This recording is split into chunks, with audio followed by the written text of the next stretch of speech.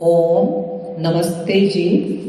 महाभारत की इस कक्षा में हम भीष्म पर्व के चौथे अध्याय का स्वाध्याय करेंगे। पिछली कक्षा में हमने जाना कि जो कृष्ण हैं अर्जुन को गीता उपदेश देते हैं, क्योंकि जो अर्जुन हैं उनको अपने कर्तव्य और कर्तव्य अकर्तव्य का बोध नहीं हो पा रहा था और उनको भ्रांति हो रही थी। तो श्री कृष्ण अर्जुन को गीता उपदेश करके उनकी भ्रांति का निवारण करते हैं। आज इस युद्ध के मैदान में युद्ध शुरू होने से पहले युधिष्ठिर भीष्म पितामह से द्रोणाचार्य से किस तरह युद्ध करने की आज्ञा मांगते हैं, उसको आज हम इस कक्षा में देखेंगे। तो संजय कहते हैं, राजन तत्पश्चात अर्जुन को गंधीव धनुष और वान धारण किए देख पांडव महारथियों ने पुण्य बड़े जोर से सिंहनाद किया। राजन तदंतर महावीर राजा युधिष्ठिर समुद्र के समान उन दोनों सेनाओं को युद्ध के लिए उपस्थित तथा चंचल हुई देख अपना कवच खोल और उत्तम अस्त्र शस्त्रों को नीचे डालकर रथ से उतर पड़े और हाथ जोड़े हुए पैदल ही पितामह भीष्म को लक्ष्य करके चल दिए। धर्मराज युधिष्ठिर मौन एवं पूर्व अभिमुख हो शत्रु सेना की ओर चले। कुंती पुत्र धनंजय उन्हें शत्रु सेना की ओर जाते देख तुरंत रथ से उतर पड़े और अपने भाइयों सहित उनके पीछे पीछे चल पड़े। अर्जुन ने पूछा, राजन आपने क्या निश्चय किया है? हम लोगों को छोड़कर आप पूर्व अभिमुख ही पैदल ही शत्रु सेना की ओर जा रहे हैं। भीम ने पूछा, महाराज पृथ्वीपते कवच और हथियार नीचे डालकर तथा भाइयों को छोड़कर कवच आदि से सुसज्जित हुई शत्रु सेना में आप कहाँ जाएंगे? संजय कहते हैं, राजन भाइयों के इस प्रकार कहने पर भी कुरुकुल को आनंदित करने वाले राजा युधिष्ठिर उनसे कुछ नहीं बोले, चलते ही गए। तब परम बुद्धिमान महामना श्री कृष्ण ने उन चारों भाइयों को हंसते हुए से कहा, इनका अभिप्राय मुझे ज्ञात हो गया है। ये राजा युधिष्ठिर भीष्म द्रोणाचार्य कृपाचार्य और शल्य इन सभी गुरुजनों से आज्ञा लेकर शत्रुओं के साथ युद्ध करेंगे।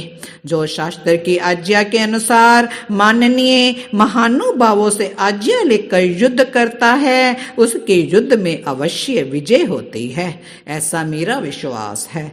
जिस समय श्री कृष्ण जी ये बातें कह रहे थे और युधिष्ठिर दुर्योधन की सेना की ओर बढ़ रहे थे, उस समय कहीं महान हाहाकार हो रहा था और कहीं सर्वत्र सन्नाटा छाया हुआ था और कोई कुछ नहीं बोल रहा था। युधिष्ठिर को दूर से ही देखकर दुर्योधन के सैनिक परस्पर इस प्रकार बातें करने लगे कि ये युधिष्ठिर तो अपने कुल का जीता जागता कलंक ही है। देखो स्पष्ट ही दिखाई दे रहा है कि राजा युधिष्ठिर भयभीत की भांति भाइयों सहित भीष्म जी के पास शरण मांगने के लिए आ रहा है। उधर इस प्रकार की बातें हो रही थी, इधर भाइयों से घिरे हुए युधिष्ठिर बाण और शक्तियों से युक्त शत्रु के सेना में घुसकर शीघ्र ही भीष्म जी के पास पहुंचे। वहां पहुंचकर पांडु नंदन राजा युधिष्ठिर ने अपने दोनों हाथों से पितामह के चरणों को दबाया और युद्ध के लिए उपस्थित हुए उन शांतनु नंदन भीष्म जी से इस प्रकार कहा। युधिष्ठिर बोले, दुर्धर्ष और वीर पितामह हमें आपके साथ युद्ध करना है, अतः मैं आपसे अनुमति चाहता हूँ। तात मुझे युद्ध के लिए आज्ञा और विजय के लिए आशीर्वाद प्रदान कीजिए। भीष्म जी बोले, पृथ्वीपते भरत कुलभूषण महाराज, यदि इस युद्ध के समय तुम इस प्रकार मेरे पास नहीं आते तो मैं तुम्हें पराजित होने के लिए शाप दे देता।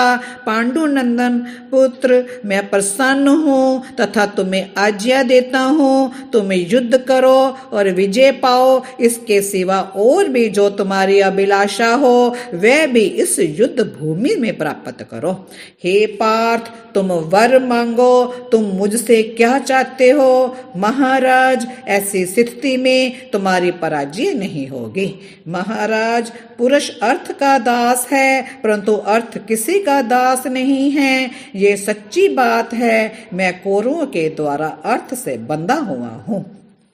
कुरुनंदन, मैं आज तुम्हारे सामने नपुंसक के समान वचन बोलता हूँ। कौरव धृतराष्ट्र के पुत्रों ने धन के द्वारा मेरा भरण पोषण किया है, अतः तुम्हारे पक्ष में होकर उनके साथ युद्ध करने के सिवा तुम क्या चाहते हो, ये बताओ।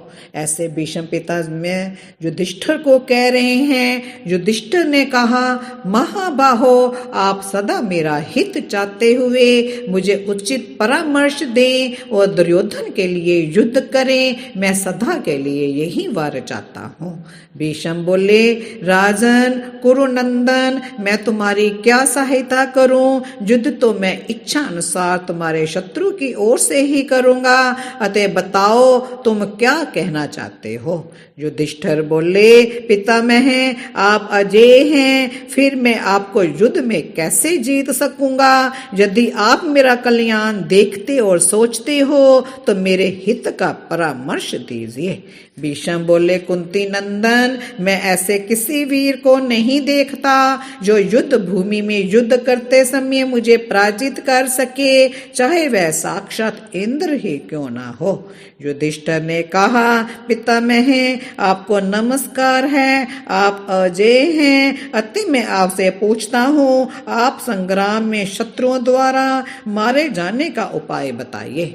भीष्म बोले, वत्स, मैं ऐसे किसी वीर को नहीं देखता हूँ जो युद्ध भूमि में मुझे जीत ले, और अभी मेरी मृत्यु का समय भी नहीं आया है, अतः अपने इस प्रश्न का उत्तर देने के लिए फिर किसी समय आना। संजय कहते हैं, कुरुनंदन, तत्पश्चात महाबाहु युधिष्ठिर ने भीष्म की आज्ञा को शिरोधार्य किया तथा उन्हें प्रणाम करके वे द्रोणाचार्य के रथ की ओर गए। सारी सेना के देखते हुए वे उसके बीच से निकलकर भाइयों से ही द्रोणाचार्य के पास जा पहुंचे। वहां राजा युधिष्ठिर ने उन्हें प्रणाम करके उनकी प्रदक्षिणा की और उन दुर्जय वीर शिरोमणि से अपने हित की बात पूछी। भगवान, मैं आपसे सम्मति चाहता हूँ कि मैं किस प्रकार आपके साथ निरपराध और पाप रहित होकर युद्ध करूं। विप्रवर, आपकी आज्ञा से मैं किस प्रकार समस्त शत्रुओं को जीतूं। द्रोणाचार्य ने कहा, महाराज, यदि युद्ध का निश्चय करने के पश्चात तुम मुझसे आज्ञा मांगने के लिए नहीं आते तो मैं तुम्हारी समर्था पराजय होने के लिए तुम्हें शाप दे देता। निष्पाप युधिष्ठिर, मैं तुम पर प्रसन्न हूँ, मैं तुम्हारे द्वारा सत्कृत हो गया। मैं तुम्हें आज्ञा देता हूँ कि तुम शत्रुओं से लड़ो और विजय प्राप्त करो। महाराज, तुम्हारा अभीष्ट मनोरथ क्या है? मैं तुम्हारी कामना पूर्ण करूंगा। वर्तमान स्थिति में मैं तुम्हारी ओर से युद्ध तो नहीं कर सकता, उसे छोड़कर तुम क्या चाहते हो? मनुष्य अर्थ का दास है, अर्थ किसी का दास नहीं है। महाराज, ये सच्ची बात है। मैं कौरवों के द्वारा अर्थ से बंधा हुआ हूँ। मैं ये बात नपुंसक की भांति तुमसे पूछता हूँ कि तुम युद्ध के सिवा मुझसे क्या चाहते हो? मैं युद्ध तो दुर्योधन के लिए करूंगा, परंतु विजय तुम्हारी ही चाहूंगा। युधिष्ठिर ने कहा, ब्राह्मण, आप दुर्योधन की ओर से युद्ध करें, परंतु आप मेरी विजय चाहें तथा मेरे हित का परामर्श देते रहें। मैं आपसे यही वर मांगता हूँ। द्रोणाचार्य बोले, राजन, तुम्हारी विजय निश्चित है, क्योंकि श्री कृष्ण तुम्हारे मंत्री हैं। मैं तुम्हें आज्ञा देता हूँ, तुम युद्ध में शत्रुओं को उनके प्राणों से मुक्त कर दोगे। जहाँ धर्म है वहाँ कृष्ण है, और जहाँ श्री कृष्ण है वहीं विजय है। कुंती कुमार जाओ, युद्ध करो, और कुछ पूछना हो तो पूछो, तुम्हें मैं क्या बताऊं। युधिष्ठिर ने पूछा, द्विज श्रेष्ठ, मैं आपसे जो पूछता हूँ मेरे उस मनोवांछित प्रश्न को सुनिए।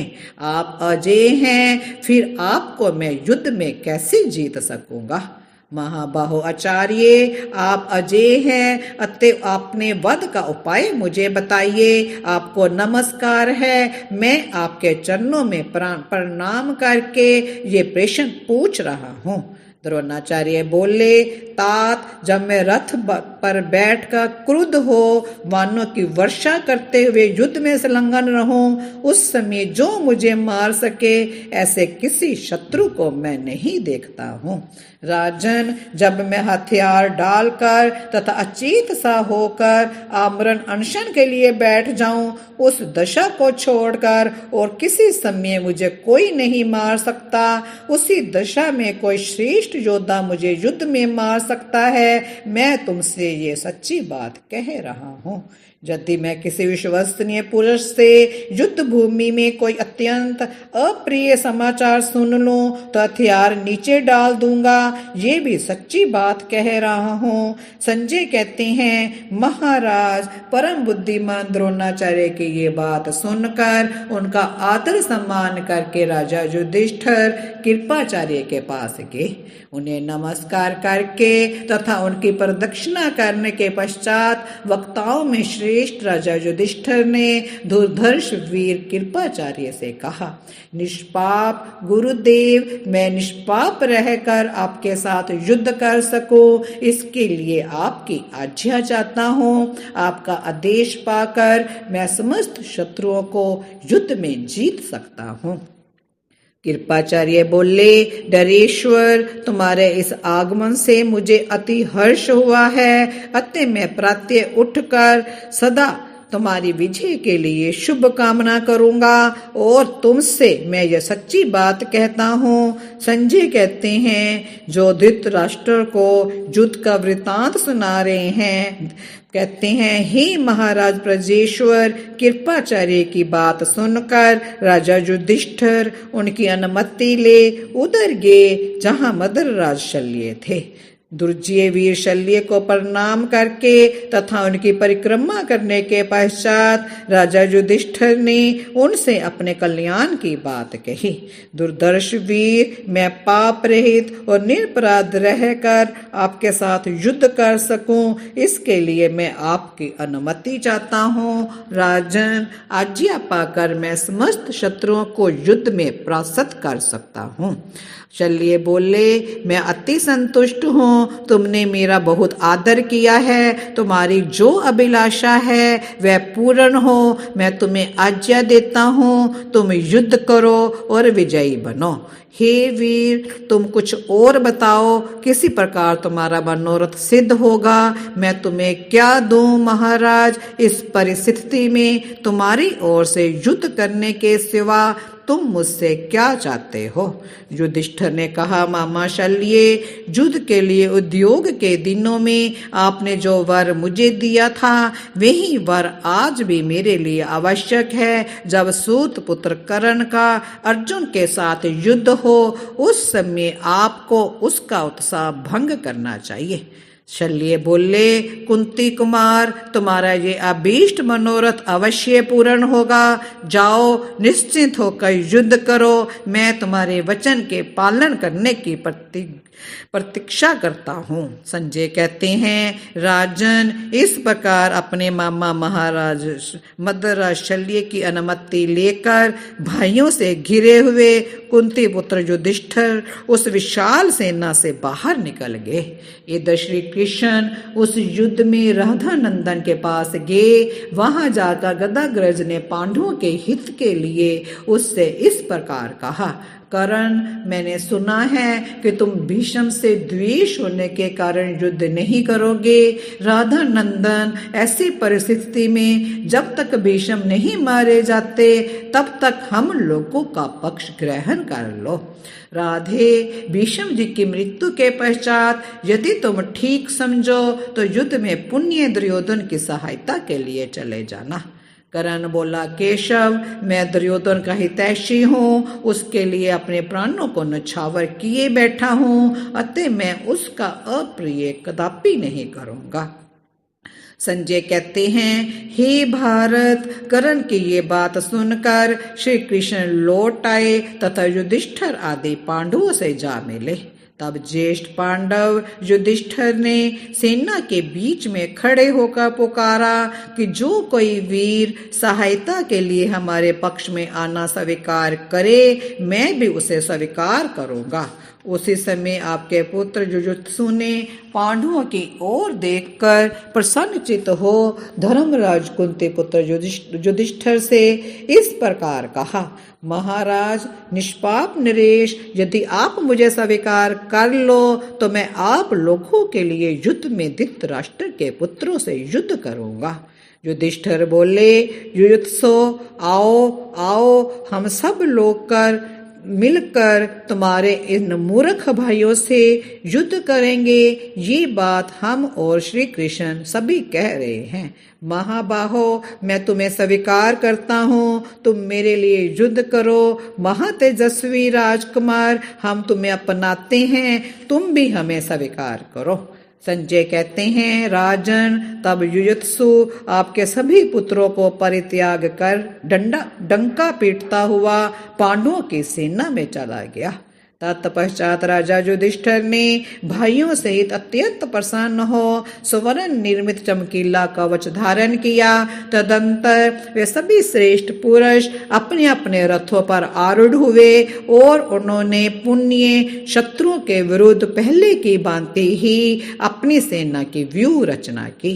माननीय पुरुषों का सम्मान करने वाले पांडवों के उस गौरव को देखकर सब भूपाल उनकी अत्यंत प्रशंसा करने लगे।